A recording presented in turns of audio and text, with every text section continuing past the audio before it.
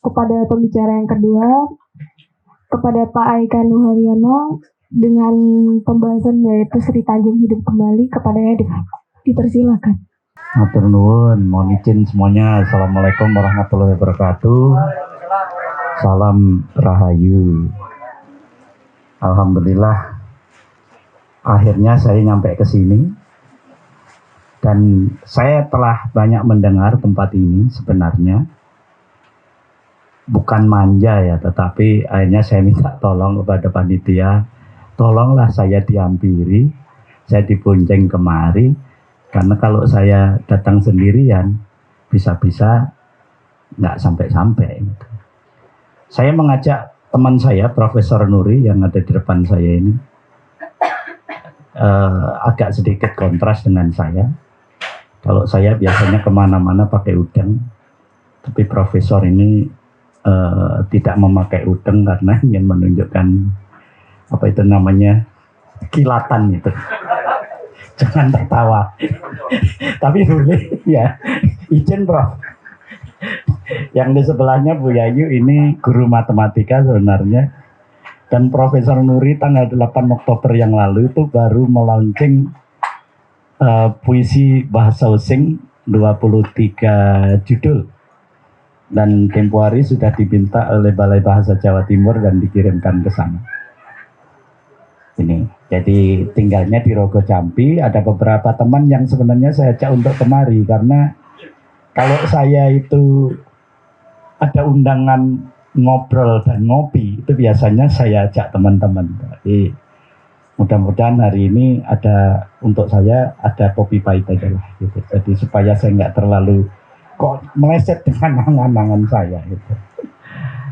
Saya akan sangat senang sekali meskipun teman-teman ini hanya 1-2 menit untuk memperkenalkan diri karena ini bagi saya itu sesuatu yang sangat luar biasa. Tadi saya katakan kepada teman yang dari HPI Malang, iya, sesuatu yang sangat membuat saya bangga ketika saya disapa oleh orang. Jadi saya itu pernah mengajar di SD, kemudian saya pernah mengajar di SMP swasta. Murid-murid saya banyak yang pencari logam di Ketapang itu. Kemudian saya mengajar di Untak, saya mengajar di Ibrahimi, saya mengajar di Uniba dulu. Sekian banyak murid, itu kalau saya menghafalkan satu-satu nggak akan ketemu. Tetapi begitu bangganya seorang guru yang disapa, Pak, saya dulu muridnya. Ketika saya berubah menjadi orang birokrat, itu ya biasa-biasa aja lah, beda sekali gitu. Itu. Jadi kalau satu saat permohonan saya kepada rekan-rekan ini, kalau ketemu di mana begitu disapa aja lah gitu. Aikanu gitu, rasane maren wong tua kok disapa ambek arek enom gitu ya. Ganteng, ono sing ayu dan sebagainya. Saya minta tolong deh supaya masing-masing apa itu namanya estafet aja megang mic ini memperkenalkan diri. Kalau masih kuliah di mana, kalau sudah selesai kuliah di mana. Biar saya nggak grogi nanti ngomongnya. Saya ini bukan sejarawan, ya, tapi saya tukang cerita, tukang dongeng gitu ya.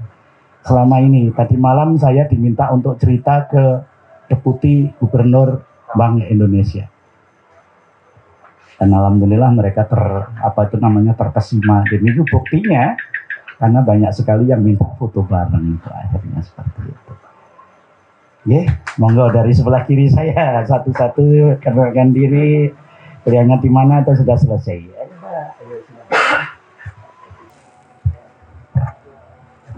Terima kasih semuanya. Mari kita tepuk tangan kita semuanya. Ada beberapa yang kita sudah pernah ketemu sebenarnya, tapi supaya lebih mantap kategori pelawak itu biasanya ya seperti itu yang menarik. Saya dulu pernah mencoba untuk seolah-olah jadi pelawak. Jadi di dalam bus itu saya bercerita, tidak satu pun yang tertawa.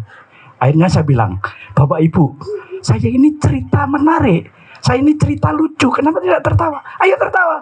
Akhirnya mereka tertawa, karena saya paksa, saya ini sudah cerita yang menurut saya itu lucu, tapi tidak ditertawakan.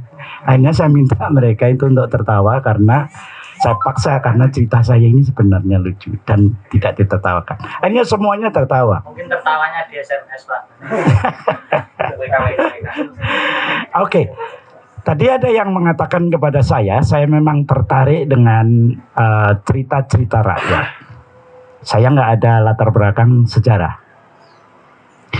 Cerita rakyat yang saya ketahui, yang saya baca dari beberapa literatur, itu kan yang pertama ada mitos. Kemudian yang kedua ada legenda, yang ketiga ada dongeng. Karena saya dulu belajar bahasa Inggris itu dari radio Australia setiap hari, English for You itu. Kemudian saya mencoba untuk mempraktekkannya di lapangan. Baru kemudian ketika ada kesempatan untuk berkuliah, saya kuliah. Karena tahun 79, saya itu sudah punya NIP. Juli 1979 yang saya kejar bagaimana saya mendapat NIP dulu. Saya bukan kuliah tetapi sekolah SPG awalnya. Saya memilih menjadi guru SD dulu. Kemudian ketika ada peluang untuk ikut tes, saya ikuti tes. Sebelum ditugaskan itu menandatangani siap ditempatkan di seluruh Indonesia. Dan alhamdulillah waktu itu lulus, ternyata saya ditugaskan di Sampang. Sampang di pantai utara namanya Kecamatan Sokobanah. Sokobanah itu 4 kilo jalan, baru kemudian di situ saya mulai dinas yang pertama. Dan susahnya ampun-ampun. Karena airnya susah, kemudian kulturnya berbeda, itu yang membuat saya akhirnya sangat tertarik untuk belajar budaya. Mau tidak mau supaya saya kerasan diterima oleh masyarakatnya, bahasanya saya ikuti, keseniannya saya ikuti. Dan alhamdulillah orang-orang tidak banyak yang terlalu Aikano itu dulu guru SD di Sampang yang sebegitu susahnya, tapi endingnya kok Aikano sempat beberapa kali dikirim ke luar negeri ya. Nah, saya mengawalinya dari sini. Ketika saya pindah dari Sampang, saya ditugaskan di sekolahan yang dekat dengan NAFO. Itu sekitar tahun 83 itu. Dan di situ ada konsultan dari Puerto Rico. Orang Puerto Rico itu bahasa Inggris dan campuran dengan Spanyol. Keberanian saya untuk berbicara bahasa Inggris karena di lapangan sebenarnya. Mulai tahun 76 saya masuk SPG, tahun 76 itulah saya sering sekali ke Bali, ke Pantai Kuta dan sebagainya. Konsep saya harus berani dulu berbahasa Inggris di lapangan. Karena kalau sudah seperti itu, sudah terbiasa, nanti belajar bahasa Inggrisnya mungkin lebih mudah. Itu yang saya praktekkan. Sehingga tahun 87 saya sudah berani mengajak seorang geolog dari Jerman itu keliling di Banyuwangi, keliling di Madura, ke Bromo, kemudian ke Wajak, kemudian di Trowulan, dan seterusnya. Baru kemudian diketahui oleh pemerintah, Dinas Pendidikan, kalau Aikano kok sukanya dengan wisatawan ya. Akhirnya tahun 1996 saya ditugaskan oleh kepala dinas untuk mewakilinya karena waktu itu ada training tour guide, spesial tour guide waktu itu agroturism wilayah Jember, Bondowoso, Banyuwangi, Lumajang. Saya mewakili kepala dinas waktu itu. Dan saat itulah saya mencoba saya tidak hanya sebagai instruktur ya, tapi bagaimana saya sebagai peserta supaya saya mendapatkan lisensi. Tahun 96 itu pertama saya mendapatkan lisensi. Jadi saya barter, saya sebagai peserta, juga saya sebagai instruktur. Baru tahun 97, saya mencoba untuk menulis bahasa Inggris, English for SD, itu diterbitkan oleh Gramedia. Wah, agak gaya waktu itu. Karena saya jadi orang panggilan di Jawa Timur dan di Bali. Teaching English for Young Learners. Saya sebenarnya minta panitia kalau memang di sini ada yang suka main gitar, bawa aja gitarnya di sini untuk selingan. Ternyata enggak. Tapi ketika saya memberi materi di PLK ya, Mas Edi ikut di sana dulu. Iya. Saya minta anak-anak kalau memang ada yang peserta punya gitar bolong dibawa aja. Waktu itu saya mainkan gitar itu supaya suasananya menjadi bagus. Jadi waktu saya keliling di Jawa Timur, waktu itu nggak ada yang kayak begini. Masih WAP, overhead proyektor. Saya harus menggambar, saya di transparan itu. Itu awalnya. Kemudian dari pihak PWNO Jawa Timur memanggil saya karena nama Aikanu saya pakai untuk cari duit. Anaknya wakil presiden Ma'rifatul itu tanya kepada saya, kok namanya Aikanu Pak? Itu. Saya anak yang pertama dan yang belakang itu Nu itu adalah NO. Karena ayah saya namanya Abdul Rahman. Saya orang NO yang murni, saya bilang. Tidak itu saja, tempo hari Duta Besar Aljazair itu anaknya tokoh NO di Jogja. Ketika saya jemput di airport, dia bertanya lagi kepada saya, kok namanya Aikanu, kok aneh gitu. Saya katakan, sebenarnya saya orang asli sini. Tapi yang di belakang itu oleh orang tua saya namanya Abdurrahman itu supaya saya menjadi orang NU yang benar. Ini yang mengawali saya tertarik untuk mengapa saya harus menulis. Saja tulisan saya cuman SD waktu itu, tapi sekian ribu eksemplar yang akhirnya saya bisa main-main, saya bisa dolan dari royalti itu. Ini yang pertama. Terus yang kedua, ketika saya dinas di Madura, wah ini luar biasa ini espresso nih. Taunya, sorry, jangan iri ya, masih di sini dulu. Saya naik motor, waktu ini di Pare, kemudian ke Blitar, di arah selatan, namanya Ludoyo. Ternyata Ludoyo ditulis oleh Robert Wessing di The World Tiger. Robert Wessing itu kartu namanya itu namanya macan. Jadi dia meneliti tentang macan jadi-jadian di Asia. Tadi saya ngobrol dengan salah satu jurnalis dari Kompas yang tahun 2012 itu, dia ingatkan saya diajak Pak Aikanu untuk liputan kebu-kebuan. Tadi malam ada pertunjukan barong yang semalam suntuk di Kemiren. Karena sebelumnya barong itu saya minta untuk nyambut tamu. Kemudian sesudah itu dia. Dan tadi pagi saya dipancing. Ya, salah satu di antara Ludoyo yang di sini menjadi Rundoyo, yang menjadi ikonik di pagi hari itu banyak orang datang. Karena memang benar-benar ada semacam tren seperti itu. Itu kan cerita yang diambil dari Ludoyo, macan jadi-jadian ada di Blitar Selatan itu. Menjadi Rundoyo dan sebagainya. Kemudian mengarah lagi, mengapa saya tertarik dengan barong, misalnya barong Ngusing. Akhirnya saya menulis buku waktu itu 2013 dan diberi pengantar oleh Profesor Ayu Sutarto. Tadi yang kita bahas itu. Ternyata buku saya yang 1000 itu menarik perhatian satu dari Perancis. Jadi tamu saya dari Perancis, kemudian saya sodori, kemudian dia menerjemahkan, bukan Google Translate, tapi dengan rasa bahasanya.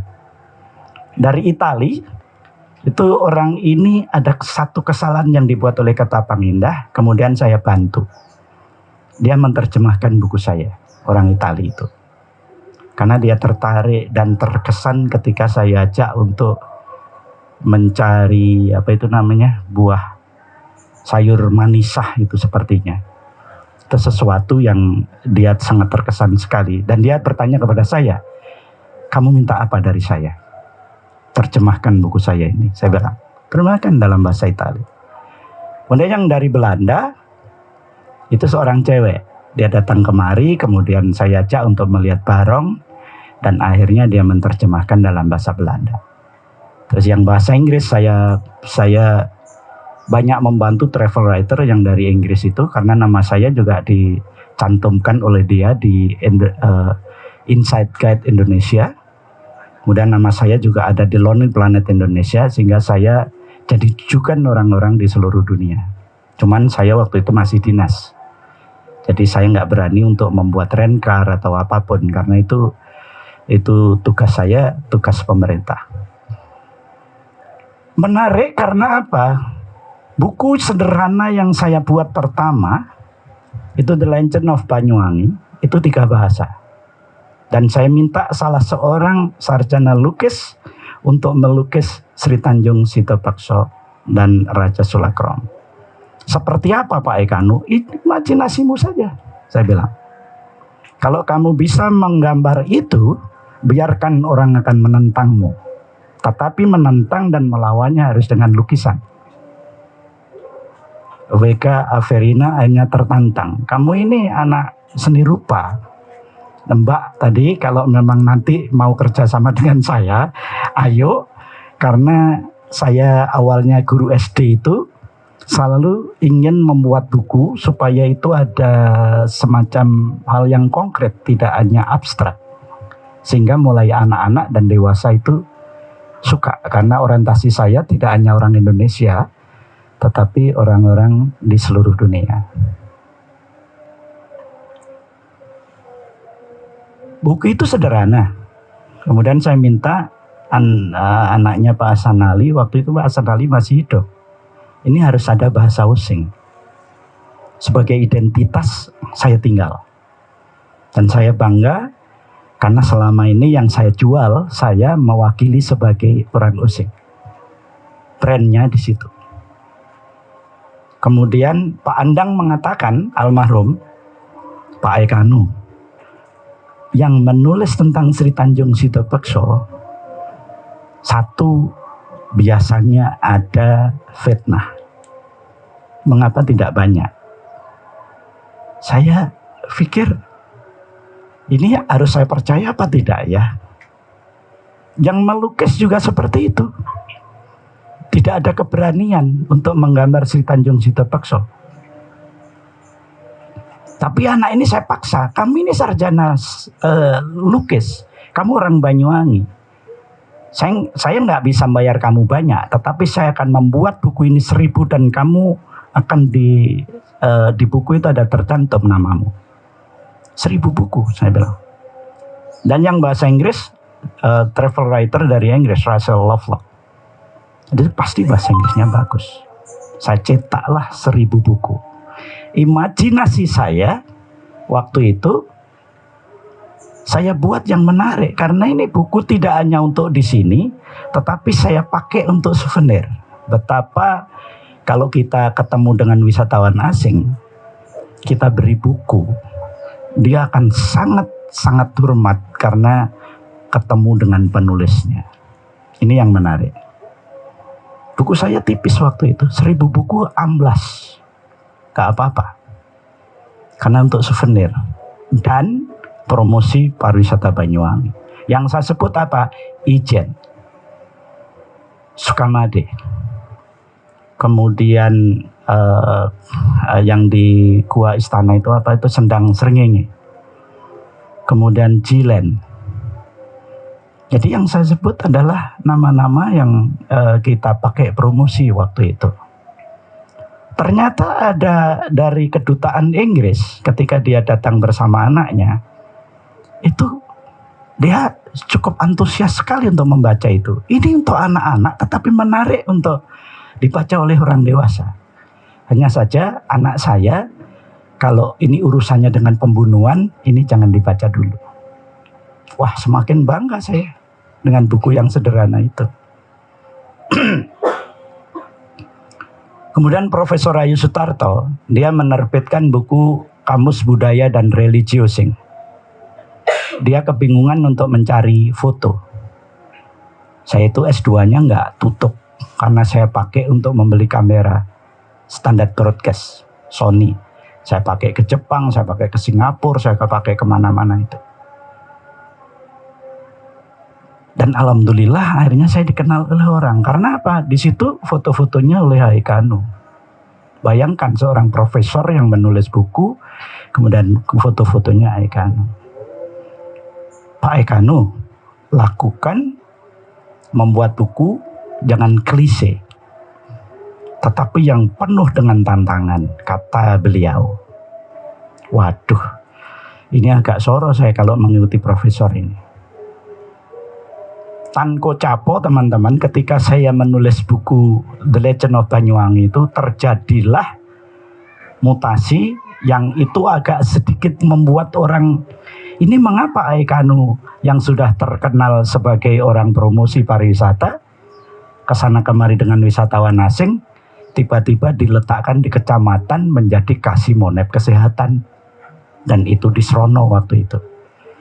Mati aku. Orang-orang agak sedikit heboh dalam pemikirannya. Apa yang dilakukan oleh Haikanu sebenarnya? Itu tahun 2010 atau 2009. Padahal tahun 2006 saya masih membawa kamera dengan Ibu Ratna waktu itu untuk mendokumentasikan kegiatan-kegiatan di Jepang, di Osaka. Bagi saya waktu itu, saya mau dikatakan salah atau tidak, tapi PNS harus siap ditempatkan dimanapun. Nah, profesor tahu mengapa Haikanu itu begitu getolnya untuk apa itu namanya,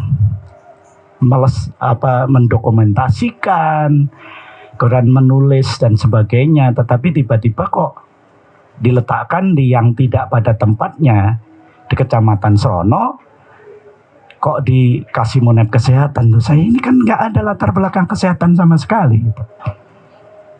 Nah akhirnya profesor mengendaki Pak Haikanu membuat lembaga akta notaris supaya saya bisa mengajukan sesuatu ke pusat. Prof, saya nggak berani kecuali profesor sebagai pembina. Ini KTP saya. Akhirnya saya buat lembaga kajian pendidikan adat budaya dan lingkungan. Namanya Ki Lengusing. Profesor itu sebagai pembina. Mencuat nama saya nggak di pariwisata, tetapi justru mencuat di tingkat nasional. Apa hubungannya dengan mengapa saya harus menulis? Tadi saya kupas dengan orang Kompas karena rasa takut saya dengan Barong Using itu. Berapa kali saya harus ke sana mendekati pawangnya. Mengapa ini tidak, waktu tahun 2006 saya mau liputan dengan TPI itu begitu susahnya untuk mendapat izin dan sebagainya. Ternyata mitos yang mereka percaya.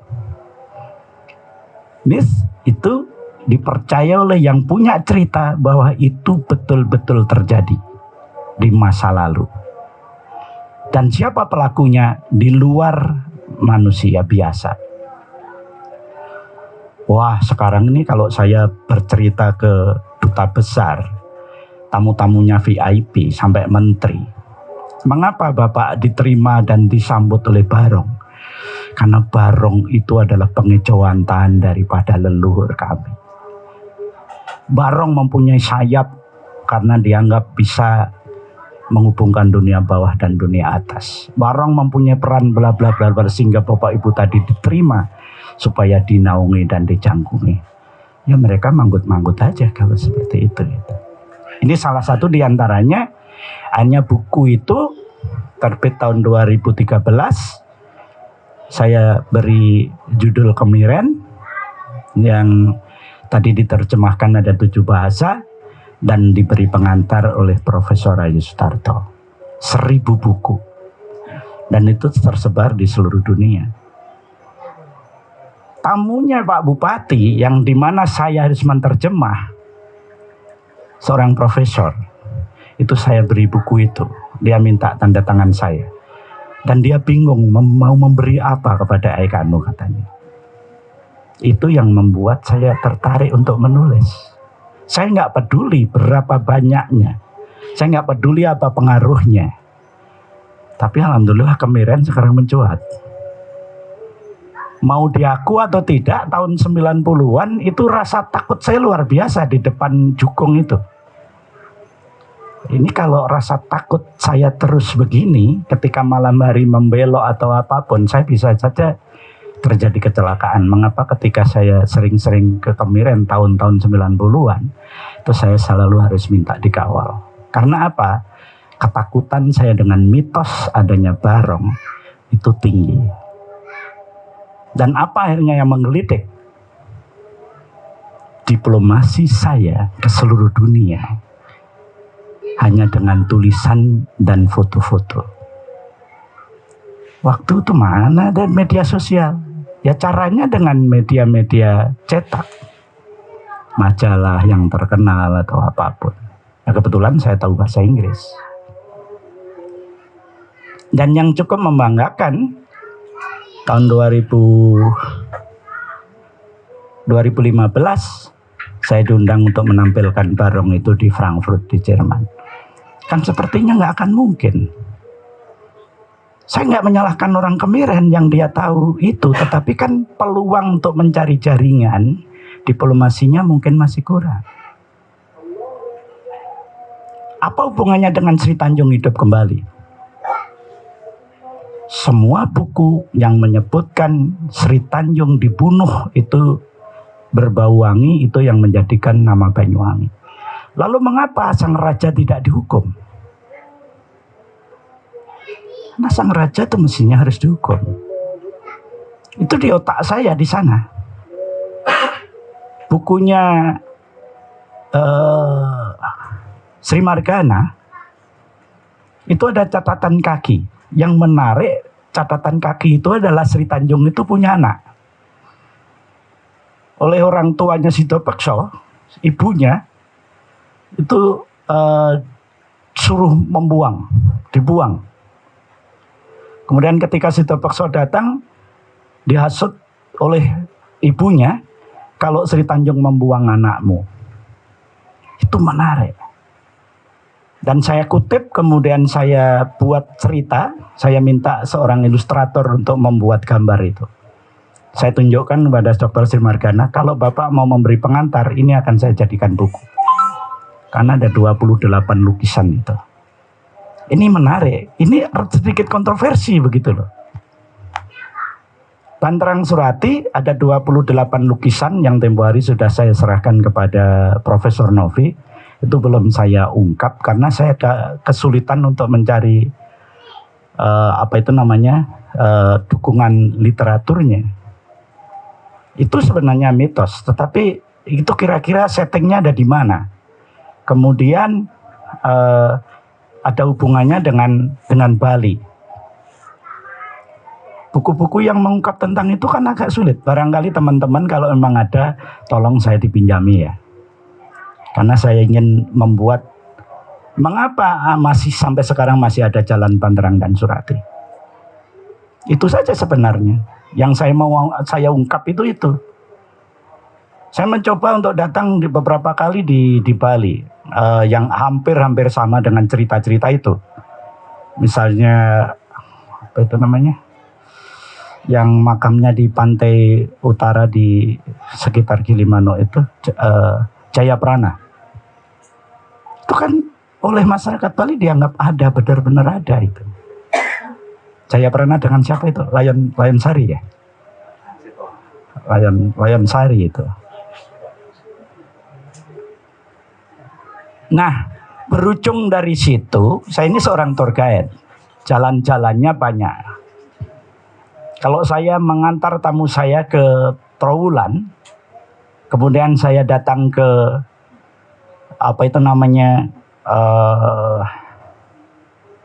Bajang Ratu. Ternyata di Bajang Ratu itu ada reliefnya Sri Tanjung. Cuman tidak terlalu jelas.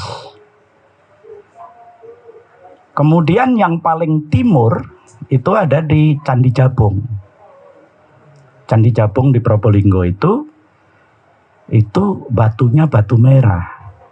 Kemudian ketika saya ke sana awal, itu saya malam hari. Saya agak sedikit kemalaman. Saya datang kepada juru peliharanya, Bapak kalau bisa datang ke sini siang katanya. Saya amati saja. Saya datang ke Dinas Pariwisata di Probolinggo, tidak banyak yang saya dapatkan informasi tentang Sri Tanjung dan Situ Pekso di relief itu. Saya datang lagi ke sana. Ini nggak mungkin saya akan datang ke tingkat yang kedua ini kalau saya sendiri yang akan ke sana. Karena kekhawatiran saya ini batu merah ini ketika kita injak rompol saya bisa ngelundung. Dan satu saat kawan-kawan, saya itu seperti di otak saya itu didorong oleh seseorang. Kamu harus berangkat, kamu harus berangkat, kamu harus berangkat. Akhirnya saya berangkat. Kemudian ketika di sana, saya sudah mikir, saya nanti ke sini pasti akan nyewa drone. Karena untuk mengambil gambar itu, saya nggak akan mungkin untuk naik. Dan alhamdulillah kawan-kawan di sana ada beberapa anak mahasiswa yang naik sepeda begitu, ada di satu tingkat. Itu saya bilang, Mas, tolong ambilkan foto di atasnya, itu ada beberapa relief. Dan dia sanggup ke sana, anaknya ramping begitu, keliling di foto, dia turun. Saya hanya punya uang 150.000 dan ini untuk membeli pulsa. Saya minta tolong foto-foto itu kirimkan kepada saya. Kemudian anak itu ngumpul, untuk apa Pak? Saya sedang menyelesaikan buku dan itu sudah sekitar 10 tahun nggak selesai. Saya bilang, ini yang sulit Mas. Saya kesini untuk akan datang lagi nyewa drone, ternyata saya ketemu sampean. Kalau jadi sampean pasti akan saya beri. Wah, anak-anak ini antusias banget. Akhirnya saya diikuti saja untuk apa itu namanya di sekitar candi itu. Itu yang menarik di sana. Kemudian kalau Anda datang ke Penataran, sebenarnya di sana ada beberapa relief. Ketika Sri Tanjung itu dibunuh, kemudian dia semacam naik ikan, itu ada. Kemudian Sri Situ Pekso yang merenung karena dia merasa dirinya merasa bersalah, itu ada. Saya baru lengkap ketika